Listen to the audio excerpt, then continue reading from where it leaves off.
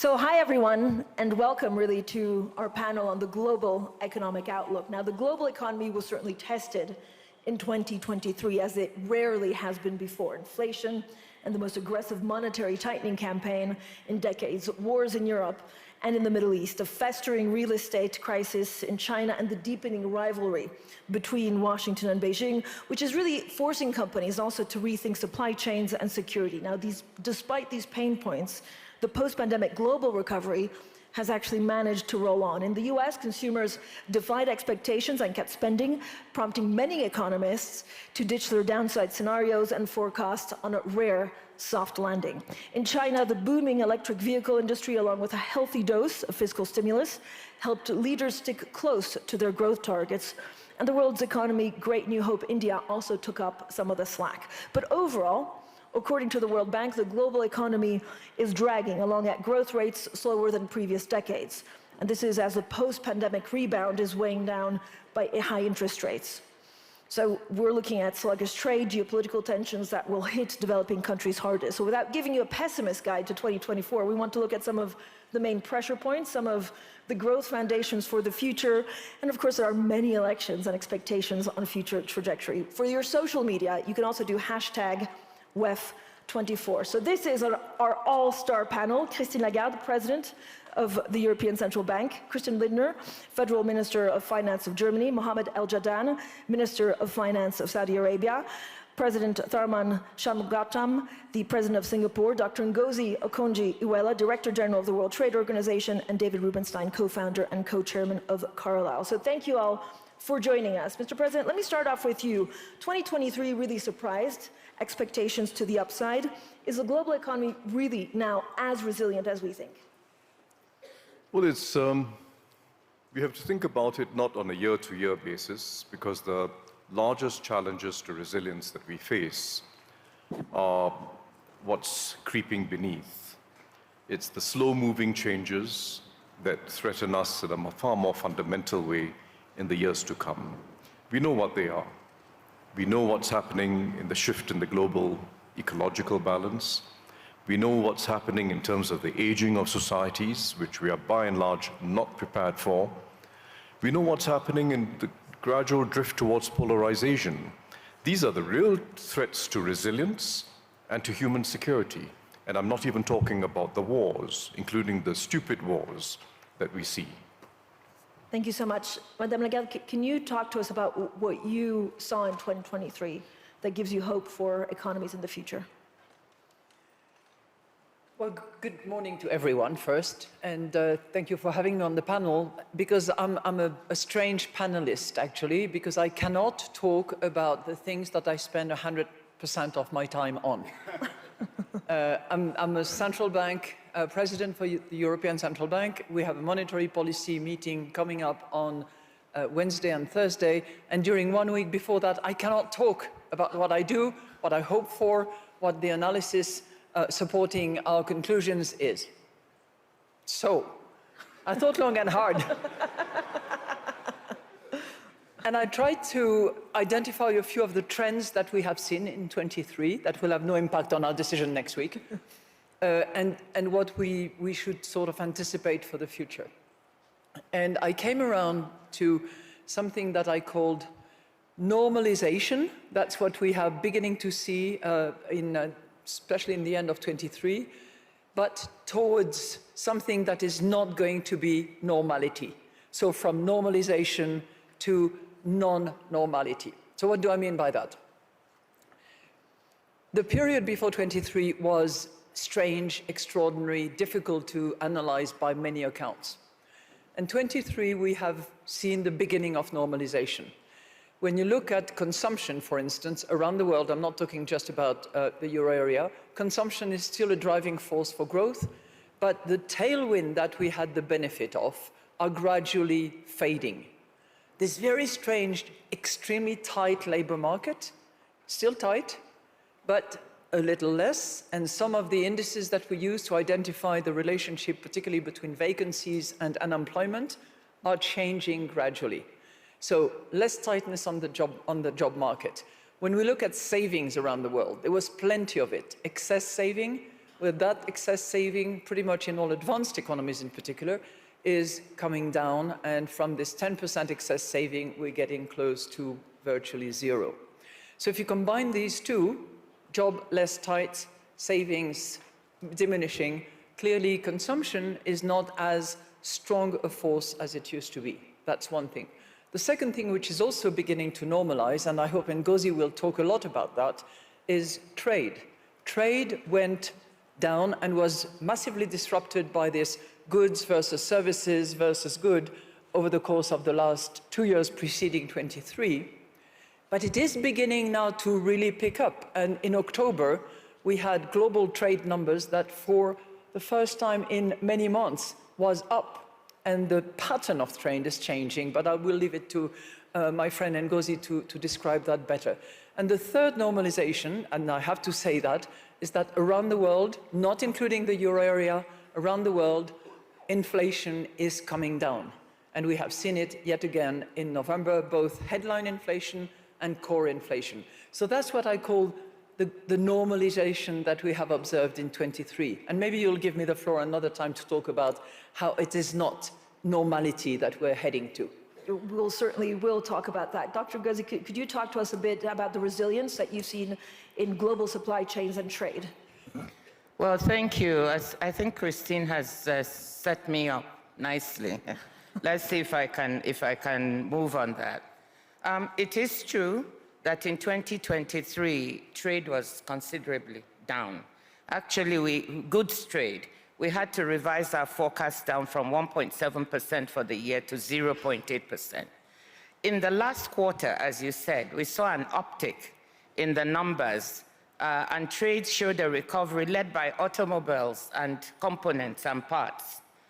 But all in all, when we look at the first 3 quarters and the last quarter, we still think we'll come in at about the number we projected, or slightly less than that. We had been more optimistic about 2024, and we were forecasting a considerable recovery to 3.3%. So, like Christine said, maybe moving towards normalization, or how you put it, but not normal. Because trade growth is still below trend, is still trending below GDP growth. But the problem that I have is the geopolitical conflicts that we now see, the problem in the Red Sea and the Suez Canal. We also have problems in the Panama Canal because of climate change. There are so many uncertainties, and of course all the elections that we see around the world and what that may bring. I think there are a lot of uncertainties that make forecasting difficult. However, I'll take a bit of a risk and say I think it will be better than 2023. It may not come in at 3.3%, below that, but much better than what we saw in 2023, unless a major war breaks out. Then all bets are off. Thank you, Dr. Ngozi. Minister Lindner, Germany has prospered in parts for many years from buying energy from Russia and selling cars to China. All of that is changing also because China is making so many EVs. How do you marry the two? Well, given the historic shocks we have seen the last years, the global economy has shown remarkable resilience, and the German economy has shown resilience as well. Think about the energy situation you have mentioned. We had to reinvent the German energy infrastructure and supply in the last 18 months. And so we have not the growth perspective we are expecting, but our economy has shown this resilience. Looking to what will come over the next years, Christine said, okay, we are in the process of normalization. I would say we are witnessing a new normal, and 2023 marks this new normal. Think about the rise of artificial intelligence we all have discussing here in Davos. Think about the geopolitical tension and the threat of fragmentation we will have to deal with over the next years. The higher debt levels after the pandemic and the energy price hikes, which has shrunk our fiscal space to finance transformation. And given the very little growth perspective of the global economy, we have to answer the question how we will be able in the future to finance transition by the private capital markets and how to fight poverty around the world. So for me, it's not normalization, it is a new normal which we have to be prepared for. And has 2023 given me hope, you asked? I would put it this way, it was a call for action, because we have to rearrange some policies, and probably we see a new need for structural reforms. Probably we are at the beginning of an era of new structural reforms. Minister Al-Jadaan, what do you see as the main risks, compared to maybe the resilience that we saw last year? There are a few things. I think I would just put possibly, from what I've heard, a little bit of context. I think obviously there are the immediate risks that will be obvious, which is geopolitics, fragmentation, and obviously the debt situation, particularly in low-income countries. And we are talking about them, and we realize that they actually pose risks, but that will add to inflation and monetary tightening. But these are the immediate ones. We need to attend to them. But then I think we need to make sure that we also attend to the medium term. I mean, the projections that we have seen from the World Bank or the IMF clearly suggest that this decade would be the lowest growth potential for the world economy compared to the first decade of this century and the second decade. And yesterday, Ajay Banga said in one of the panels a very nice statement. I will quote him. He said, "These are projections, they are not our destiny. And therefore, we should actually see what can we do to form our destiny by actually changing the way we do things, by adopting policies that will actually fuel growth." These are very important, and again, in relation to low-income countries. Low-income countries are actually coming under a serious crunch of debt, and for them to be able to grow, they need to invest. And for them to invest, we need to restructure their debt and allow them access to money that they can then fuel their own growth, which will help the rest of the world.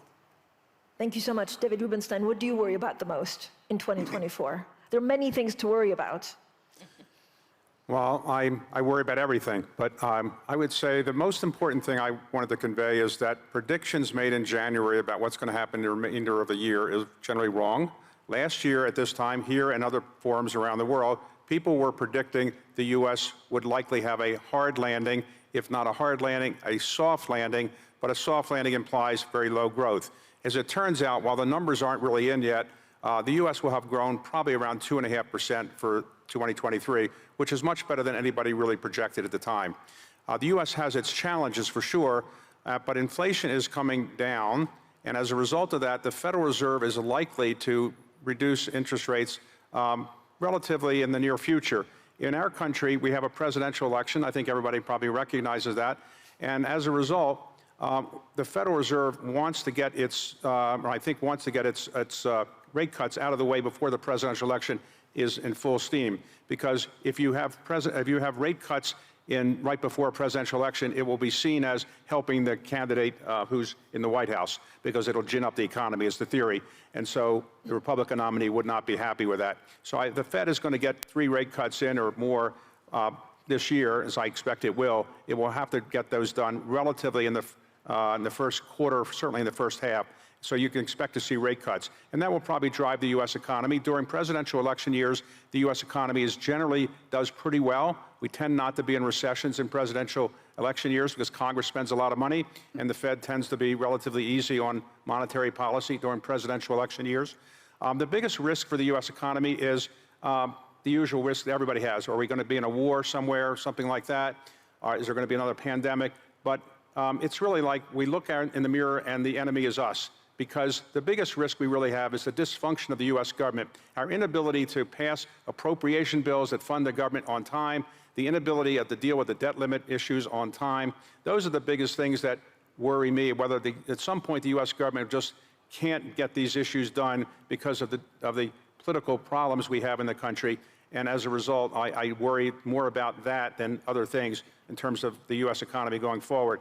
We will have a presidential election year, and almost everything every candidate will say will probably not be true about what will happen in the future, because they probably won't be able to get done what they say they're going to get done, but it'll be interesting to watch.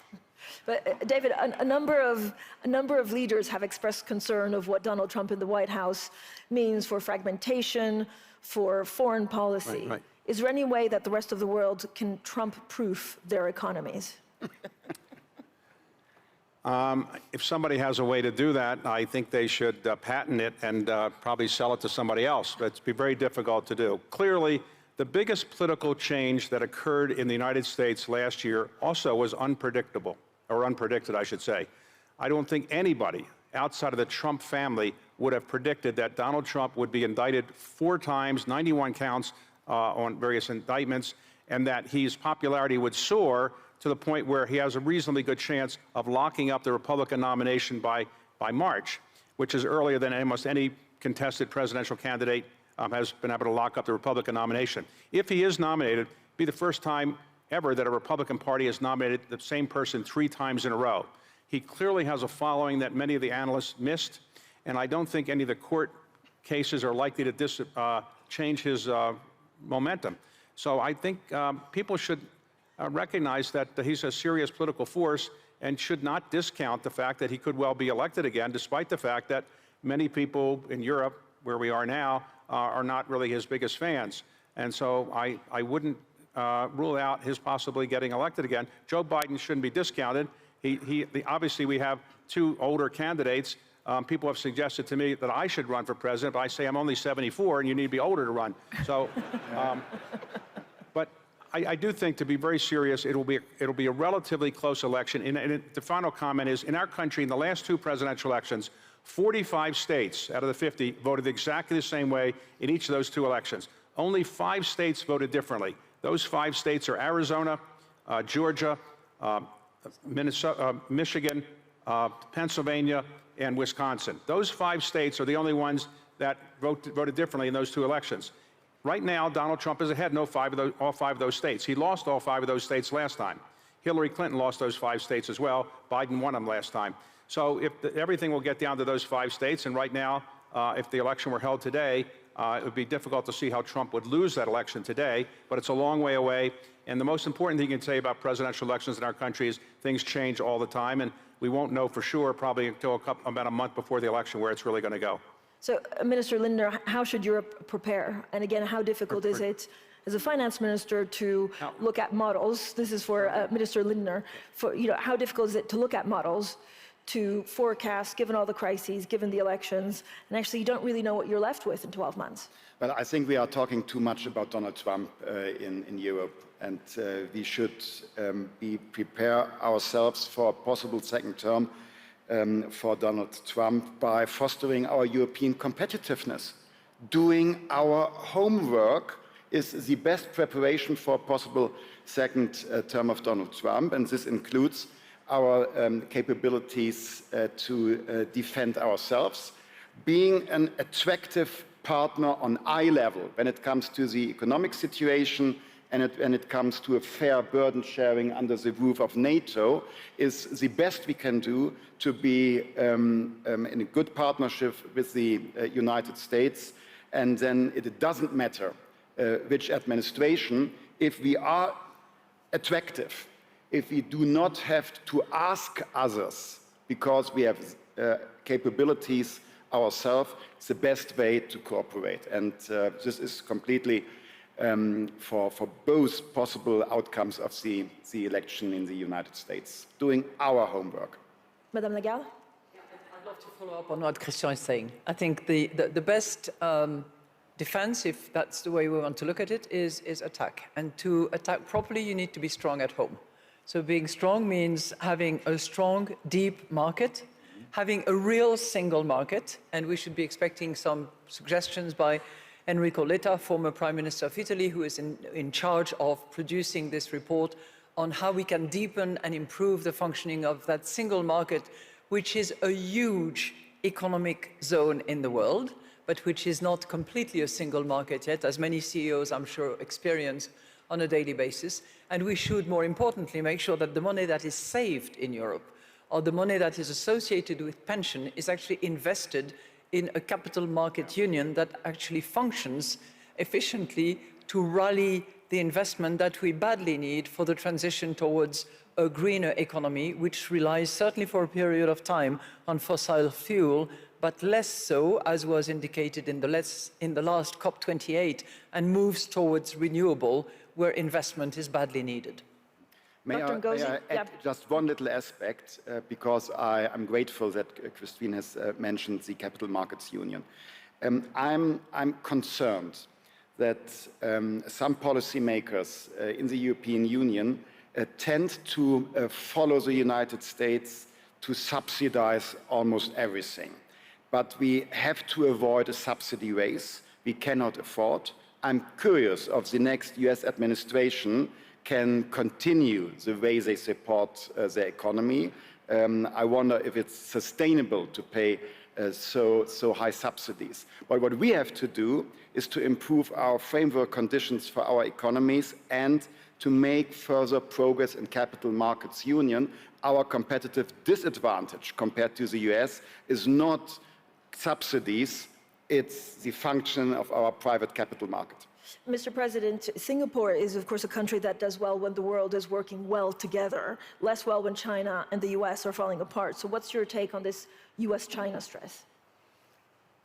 Well, I think the US-China relationship is the central axis of tension when you look at the largest problems we face in the world.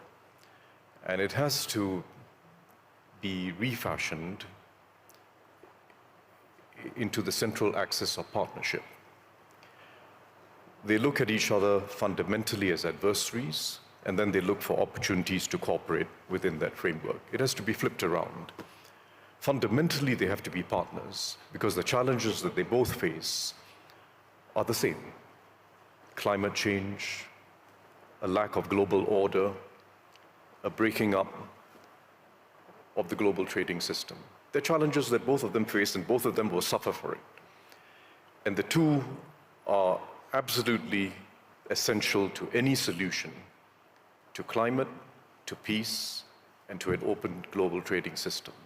And then within that, you can argue, you can badger, you can ensure fair competition, you can ensure that there's a way of dealing with each other that's consistent with the principles of openness and fair play.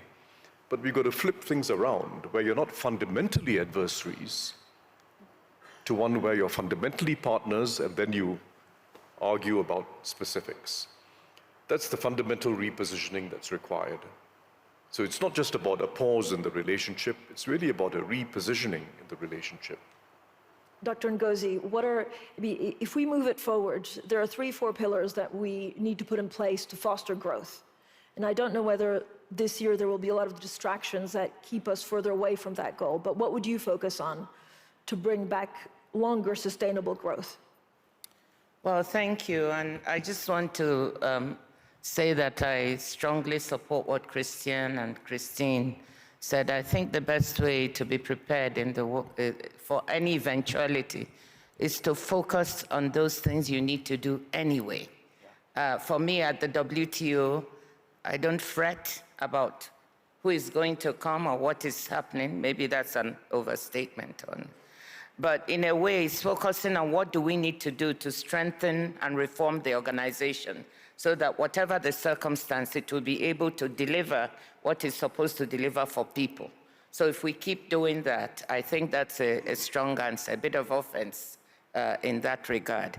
But with respect to what are the pillars we should look at for restoring growth, I think that's a very good conversation, because we focus a lot on the pessimistic things that might happen.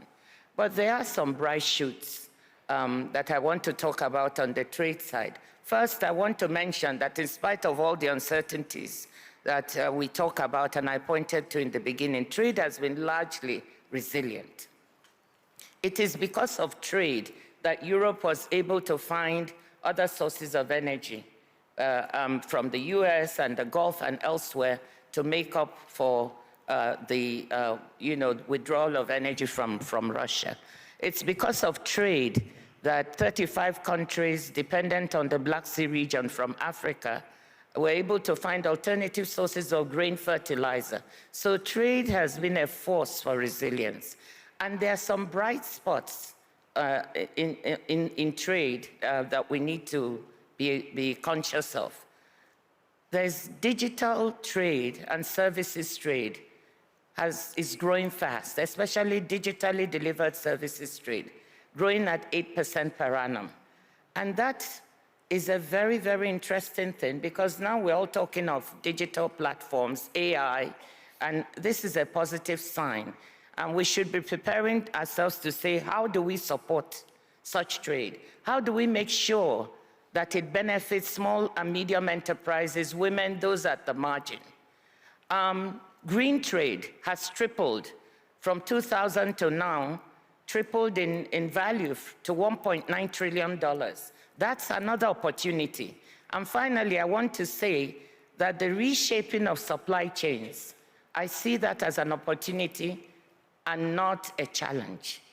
And when you see it as an opportunity, it could help us look at other sources of growth. If you take just one supply chain that we talked about here, the critical minerals and critical raw material supply chain, we have the possibility that these critical raw materials are found in many developing countries who did not benefit as much from the first phase of integration into the global economy. There is now a chance to bring them in through developing these supply chains in place, because they have two advantages, not only the raw materials, but also green energy. So combining those two, and I'm glad to say that Chancellor Schulz and Europe has caught on to this, you can go to Africa or Latin America and develop these supply chains, bring in new sources of growth, create new employment, lift people up from poverty in these countries. So those are some good opportunities that are out there, some hope. David? On trade, whoever is elected president is not likely to enter into a lot of trade agreements. The word trade in the United States, or trade agreements, is almost a curse word now. Somebody is in the audience here, Mike Froman, who negotiated the TPP agreement under President Obama. That couldn't even get a vote in the United States Congress, and I don't think any major trade agreement could be approved by our current Congress, and I don't think it's going to change for a while, no matter who the president is, unfortunately, because trade is often seen by certain constituencies in the United States as favoring jobs offshore, and not really not popular at all. Even Hillary Clinton, when she was running for president, was against the TPP, even though it had been negotiated by a Democratic administration in which she had served. On U.S.-China is the most important bilateral relationship in the world. There's no doubt about it. But there is no political benefit in the United States about saying anything beneficial or good about China or in a presidential election year. So President Biden and President Trump, I don't think, or either one, are going to say we need to have closer ties with China, and I'm going to be nicer to China than I was before. It's just not going to happen during a presidential election year. Hopefully, after the election's over, the progress that's been made recently at the APEC meeting can see something blossom, but I don't think you'll see anything blossom before then, though hopefully the Chinese will provide some pandas again to the United States, which we desperately would like to have. Minister Al-Judan, what are some of the policies that you think we need to put in place now to make sure that there's success in 4 or 5 years that we're maybe not thinking about as much as we should? First of all, I would like just to follow up on this. I was talking to a US friend yesterday about almost the same subject, and I asked him whether he is optimistic, and he said, well, at least it is only 4 years, and someone else will come. So it would be interesting to see what is going to happen in the next 4 years. But more seriously, I think what needs to be done is looking at how can you actually mobilize your own resources? How can you do structural reform? I can tell you from experience, and I'm not here really to promote what Saudi is doing, but from experience, what we have done in the last 7 years actually helped us significantly in our resilience to deal with the multiple shocks that we are facing, including what the current situation, geopolitical tension. So structural reforms are critically important.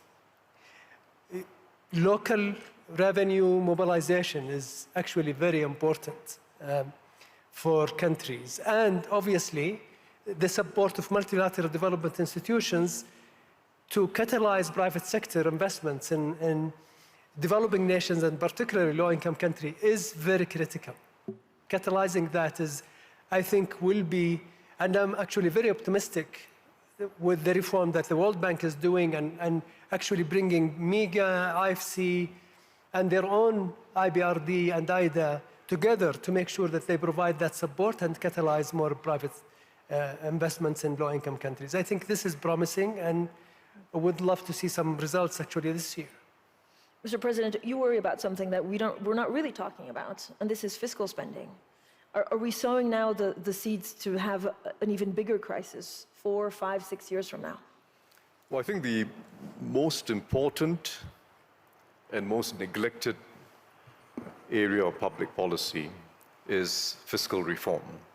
Christian spoke about the already very high debt levels, so we're starting in the wrong place, and we're going to have to address challenges in the future that are going to have to require more fiscal investments. We're neglecting the issues because it's never pleasant to talk about raising revenues or raising taxes. It's never pleasant to talk about redirecting subsidies or redirecting spending.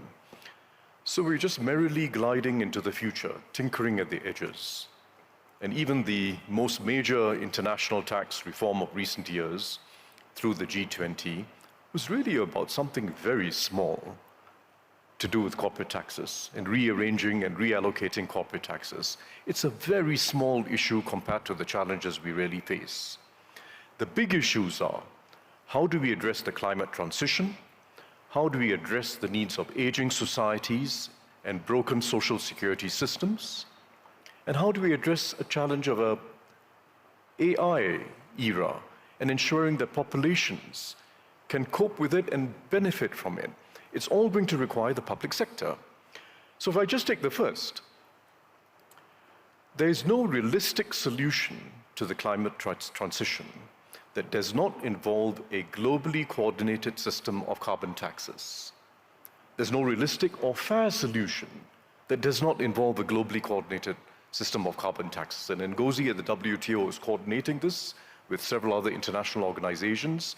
It's still early days. There's a perception that it's unjust, it's unfair, it'll lead to inflation.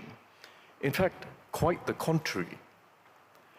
If we don't do this, the countries that will suffer most ultimately are the developing countries. They're going to be the worst affected by climate change. If we don't do this, it's ordinary vulnerable communities that will suffer the most. What we need is a system of carbon taxes coupled with subsidies for vulnerable households and a stream of funding for the developing world to allow them to engage in investments in mitigation and adaptation that allows them to keep growing. And that's a real opportunity. It's a fair solution, and it's the only realistic solution, and we can't keep ducking it. Second, there's a huge opportunity of redirecting subsidies. The IMF has estimated that about $1.3 trillion is spent each year in fuel subsidies. That's about 5 times more the amount of subsidies that goes into green technologies and green energy.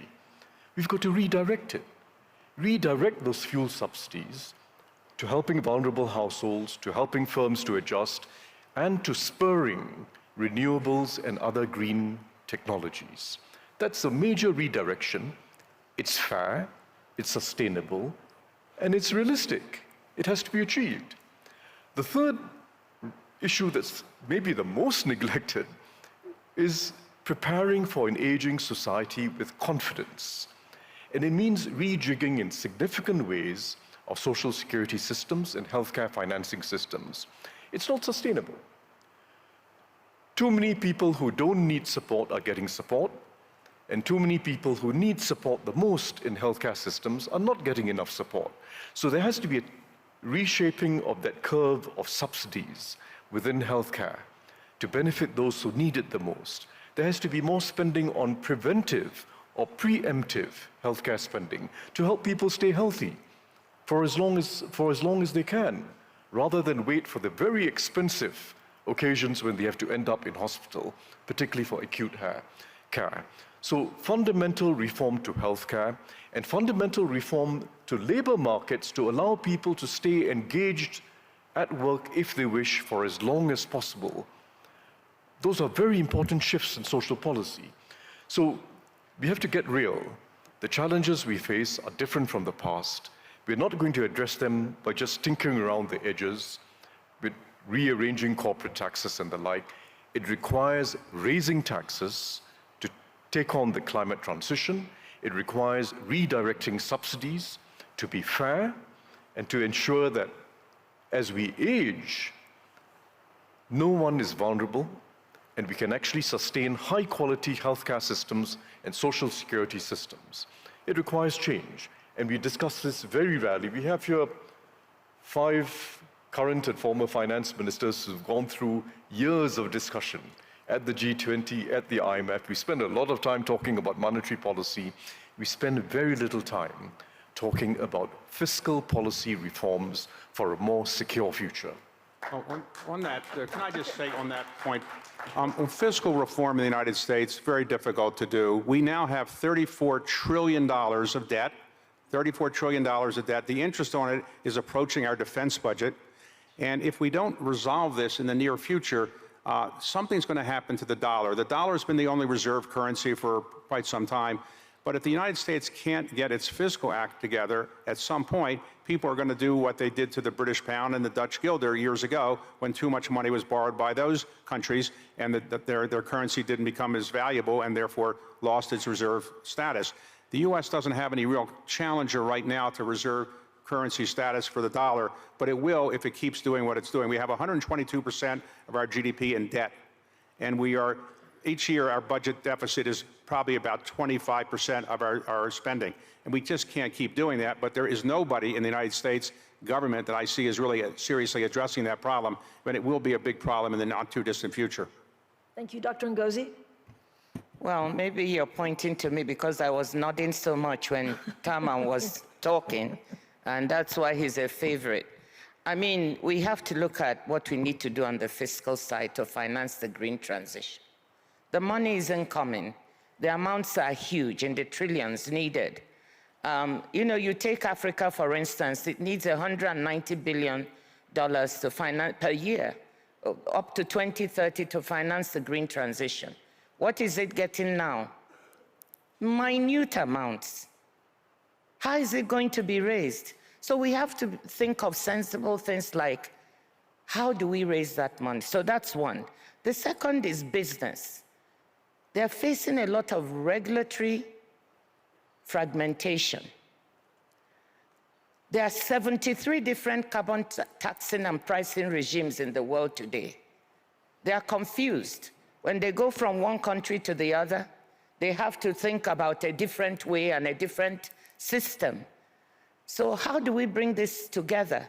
So if we have a common methodology or framework for a global carbon pricing regime, I think that will help. And then we can use some of those resources that would be raised to help finance the green transition in those vulnerable countries that don't have the resources. So that was why I was nodding so vigorously.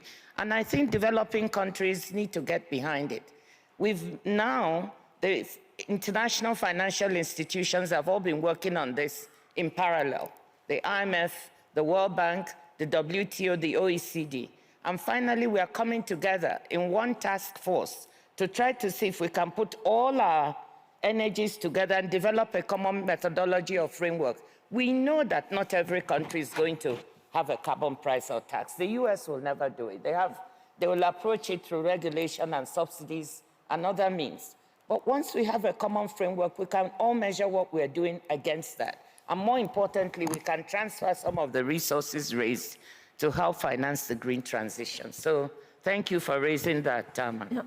Dr. Ngozi, I know you have to leave in a couple of minutes because you have an important meeting. So a very quick question to you. Why has it been so slow? Is it because we're distracted with other crises? And are you confident that actually all of this is going in the right direction? Well, it's so slow because, I mean, when you talk of raising taxes or prices, it's never a popular subject anywhere. As Taman said, you have so many former present finance ministers on the panel, and we know what this means. It's politically difficult to talk about raising taxes. It's also politically difficult to phase out subsidies. We tried it when I was a finance minister in Nigeria, and we wanted to phase out our subsidies. We went halfway, but it was very politically sensitive. So that is why you don't hear great enthusiasm when you talk about raising taxes or phasing out subsidies. But I think the world, we need to take some hard decisions. You cannot have a situation in which you have $1.2 trillion in fossil fuel subsidies. A lot of it is in developed countries, by the way, not developing. And then we are trying to look for peanuts for a loss and damage fund. You have over 600 billion in trade distorting agricultural subsidies. And we are looking for peanuts for a loss and damage fund. When we get 200 million, we're all happy. We need to take those hard decisions, but they are not being done because it's politically difficult, and politicians will look at the short-term horizon. They want to be re-elected, right? That's the problem. Thank you so much, Dr. Ngozi. I know you have to go.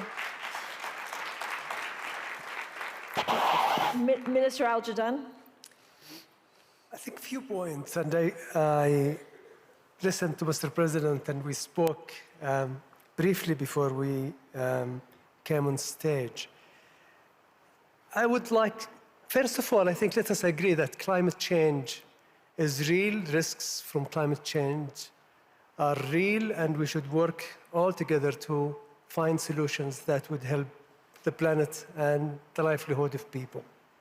I think we are all in agreement. I remember in 2014, when Paris Agreement was reached,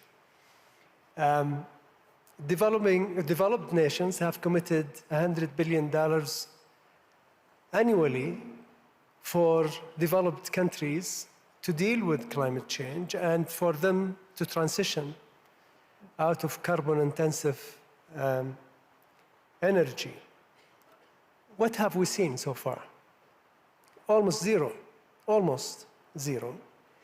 And I can understand Mr. President's enthusiasm about carbon tax and how it may change the equation, but then he linked it to two things. Subsidies to those who are in need. I agree, whenever you raise cost on your community or others, you need to look out for the less fortunate and provide social safety net. Agreed. The second caveat, Mr. President said, is we need to find a way that we channel part of that to low-income countries. We tried that and it failed. Now, so trying something else similar to what you have tried before and expect different results, it's very difficult. There are a lot of political resistance from developed nations. Politically, internally. I mean, we have heard just now some of the comments. So to say that we will put the tax, but then we will direct some of it to low-income countries is going to be very difficult politically, extremely difficult. Third, I would just remind ourselves that while we are enjoying the heated conference place here. There are over 600 million people in Africa that have no basic electricity. Not intermittent, basic, absolutely no electricity. So to say to them, go and eat cake, why are you, looking for a bread, is hypocrisy, in my opinion. They have their own endowment. We should help them get that endowment from under their feet. Gas, for example, let them fuel their own transition. Allow them to use their own endowment, help them to use their youth, empower their youth, reskill their youth, train their youth. That is really what is going to change Africa and other low-income countries. Thank you very much. Thank you so much. Minister Lindner? I hope nobody tells my coalition partners and colleagues in cabinet that we are here considering raising taxes. Would cause serious problems for me domestically. Seriously, I would like to widen the perspective a bit. I completely share the idea of fighting global warming by ambitious action. But we should think about the right methodology. I think there is an alternative to carbon tax, and the alternative is a carbon market. In Germany, it is extremely costly to avoid further emissions. And I wonder if the same amount of money we have to spend in Germany would have an even better effect on other places, at other places on the world. For example, to invest in electricity production in Africa with renewable energy as part of a compensation of a German steel industry and for their emissions could have globally a better effect with lower investment. And it doesn't matter where carbon dioxide is emitted, it is a global challenge. So probably we should ask OECD to work on a common framework for a global carbon market, as they did successfully on the global minimum taxation. If I'm allowed to, I would like to add a second remark. To finance all our needs for transition, fighting poverty, and to prepare for the aging societies, I think there's one solution.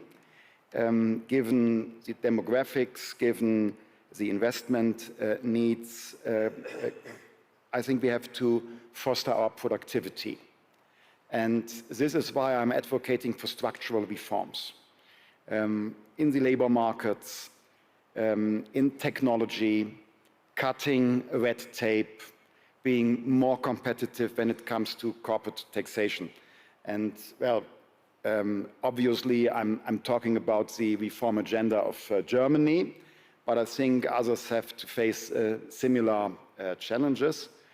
We in Germany, we have to do our homework, and probably we are part of a model because others have similar challenges. We had to solve our debt and deficit issues, which has made me becoming the loneliest minister in cabinet. But we succeeded to solve our debt issues, and now we have to strengthen the supply side. And I know what some of you are thinking. Germany probably is a sick man. Germany is not the sick man.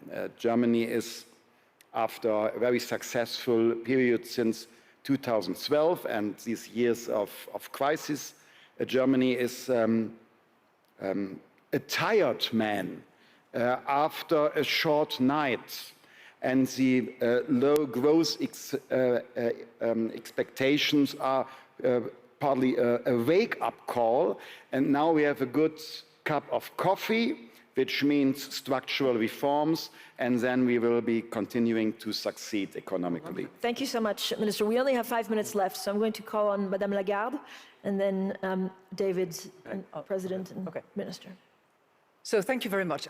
I would like to flag a couple of areas where I think there can be hope and there can be trust if we deliver. And I'd like to start with 2 observations as a follow-up to Tarmen. Your point is well taken about taxation, Tarmen, but you have in this panel, in the discussion we're having, a good example of how difficult it is. Because tax issues present a huge heterogeneity. Whether you're sitting in one country or the other, you can have a tax burden of 50% of GDP or 10% of GDP. And you're starting from a completely different picture.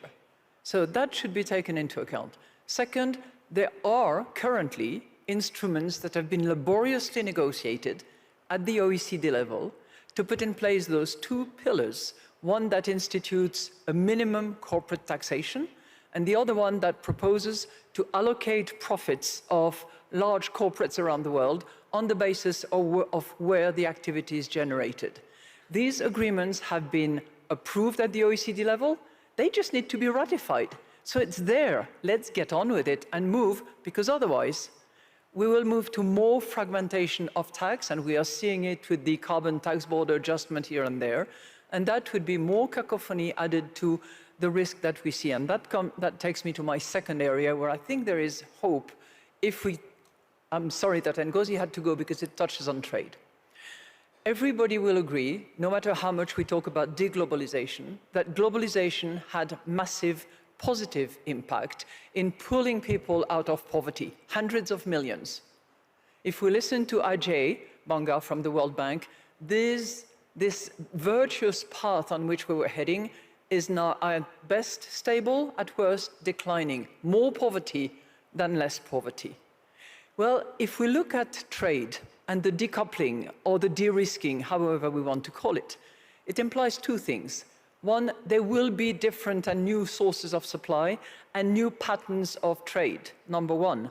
Number 2, because there is more vulnerability associated with supply, it may well be that the cost will be higher in the long term.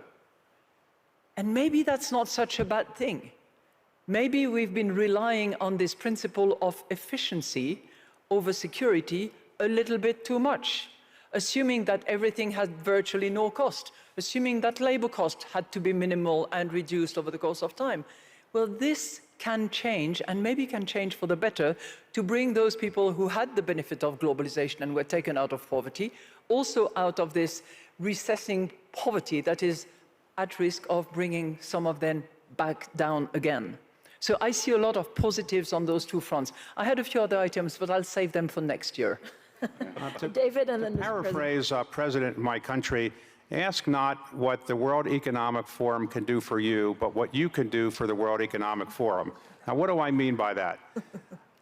The purpose of the forum, and I can't speak for it because Klaus is the person who is really the most responsible to be able to speak for it, but I can say that the purpose of for this purpose is to inspire people. What we've tried to do in this panel and in other panels around the World Economic Forum is inspire people and educate people. And hopefully when you go back to your country, you'll educate yourself about some of the things that we talked about here that you might be inspired to learn more about, and try to pick one issue of the ones we talked about where you make yourself not only well educated about it, better educated than now, but try to make some difference in your own country to try to bring forward some of these ideas. Because the only way we're really going to be effective at the World Economic Forum is we have people that come to the sessions, and those people are watching on streaming. They are going to take these ideas and do something useful with them by working in their own countries to kind of educate people about these things. And that's what I really hope all of you will do, is take something away from this session and say, I'm now inspired to learn more about this issue or that issue, and I'm going to try to do something in my country to make it more likely that that will happen. Thank you. Thank you. In 30 seconds or 1 minute, Mr. President, what are you positive about? So, I agree entirely that we need carbon markets. That itself is a complex endeavor, but we need to develop it and we need to make it global. It's not a substitute for carbon taxes, for a very simple reason. Governments are going to have to invest significantly more than they've invested before. We want the private sector to fund most of the transition, but about a third of the investment is going to have to come from government because of externalities and other reasons. It has to be funded. It has to be funded. And we can't, there's no magical thinking here. Funding requires taxes of one form or another. The alternative is more and more borrowing, which Christian will be the first to agree, is not sustainable. So let's not duck the issue. Our real challenge is political. It is unpopular to raise any taxes. You have to design taxes together with subsidies so as to make it acceptable and fair. And that's the task of finance ministers. And we've got to coordinate this as much as possible globally so there are no leakages. Design taxes and subsidies so that we can get ahead on this, invest at a higher level, and make it fair for ordinary people. The developing world, I quite agree with both Al-Jadaan and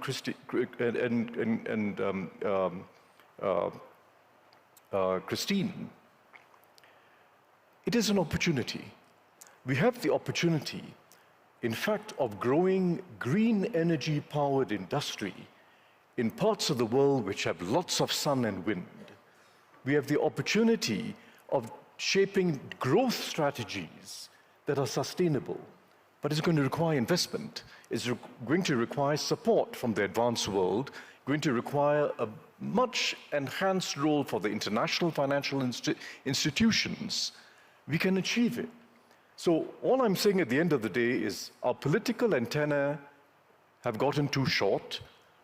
We're all looking at the next elections in a whole range of countries, and the consequence if we carry on that way is going to be much more pain in future and a much higher hurdle that future politicians will need to cross. So let's start moving now, phase things in realistically, make sure that it's fair and just, and avoid piling up a large problem for the future. Thank you so much, Mr. President. You got the optimistic guide to 2024 and the pessimistic guide to 2024 and beyond. Thank you so much to all of our panelists. And I would love if the audience could also stay in their seats, also the panelists, because it's my great pleasure to welcome on the stage the President of the World Economic Forum, Borge Brende, for the closing remarks of this 54th World Economic Forum.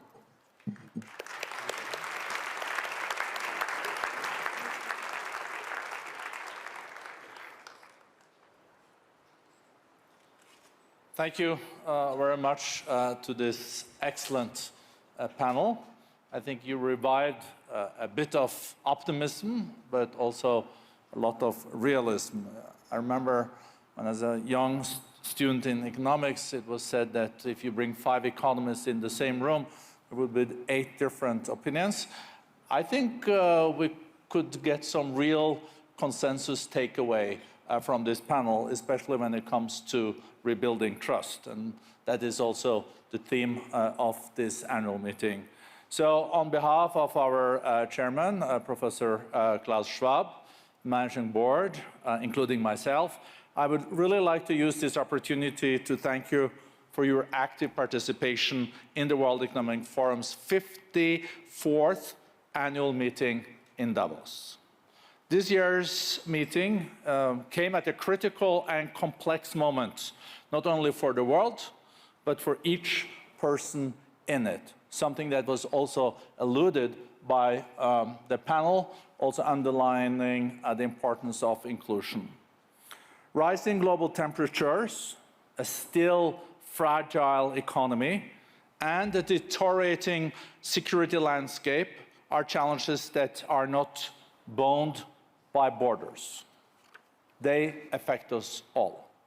There's no longer such a thing as a country, company, or community insulated from global shocks. And when it comes to leveraging opportunities, it is not possible to do so alone.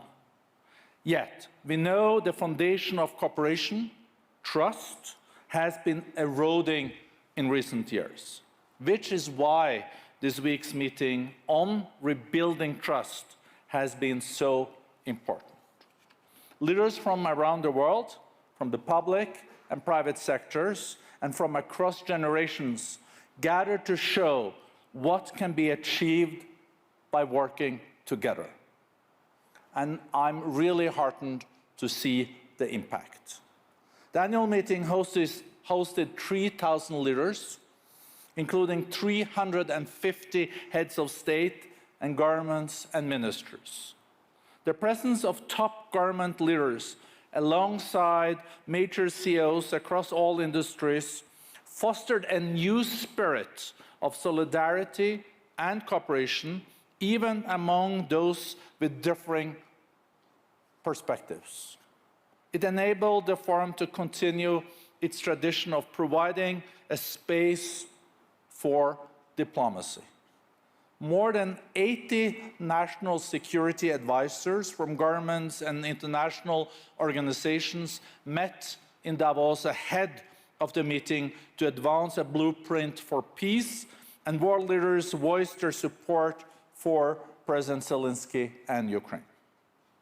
We hosted leaders from across the Middle East with the aim of supporting efforts to lower tensions and advance a path to peace. The forum's Friends of the African Continental Free Trade Area launched the first ever private sector action plan. We convened leaders from the Western Balkans and the EU who reiterated their commitment to a common European future underpinned by regional growth and stability.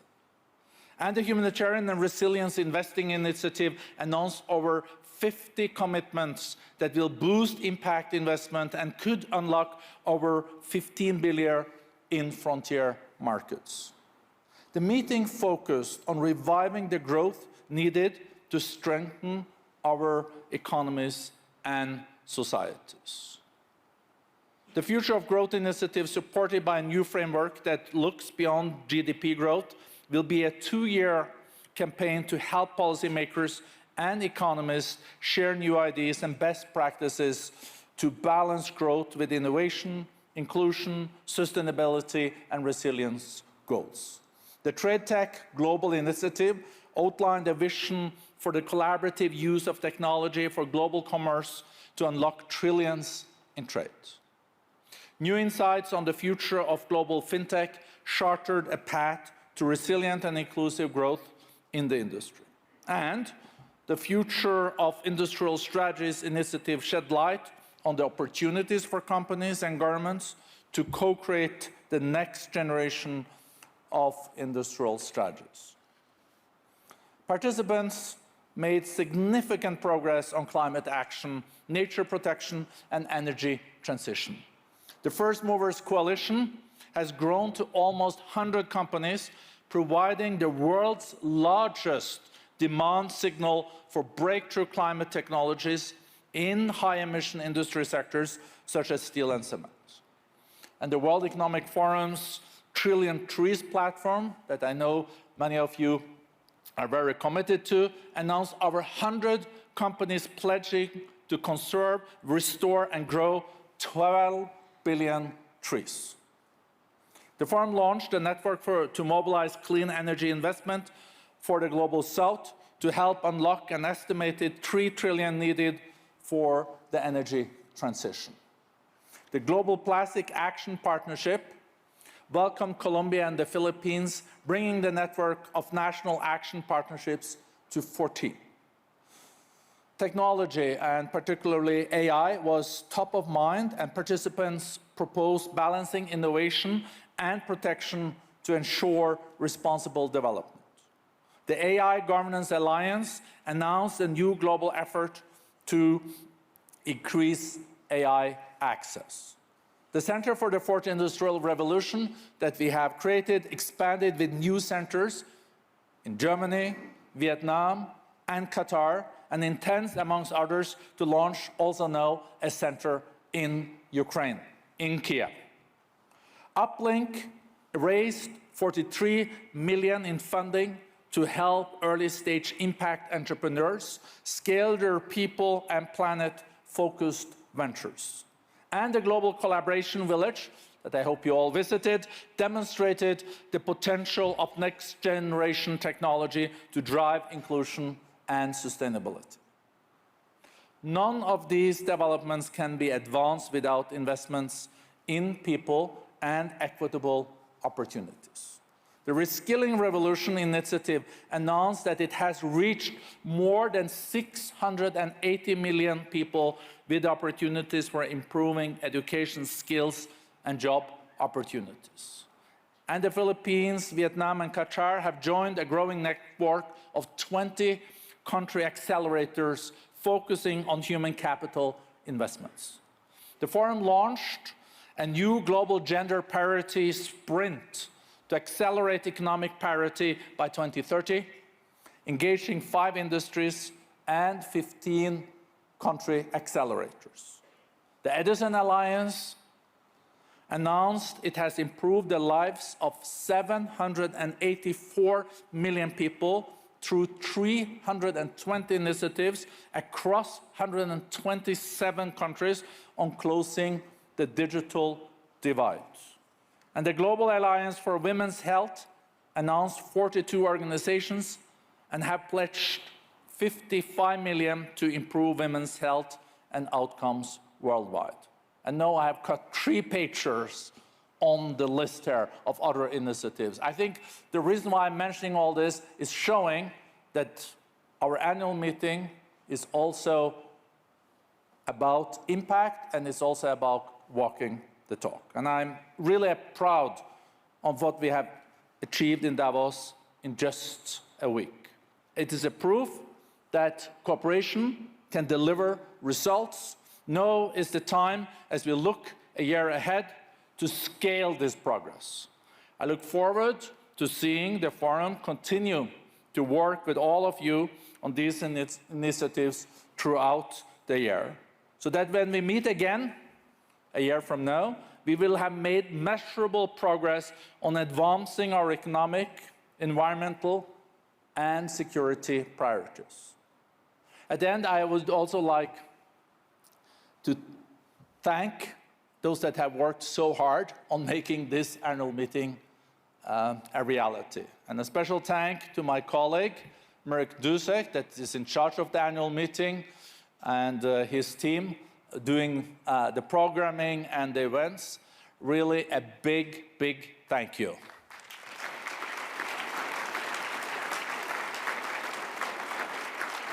And I would also like to thank all my colleagues at the World Economic Forum that have worked 24/7 in making this happen. It's very rewarding, but I think we're all looking forward to not wake up at 5:30 tomorrow morning. So safe travels back home. And again, big thank you to this excellent panel. Thank you.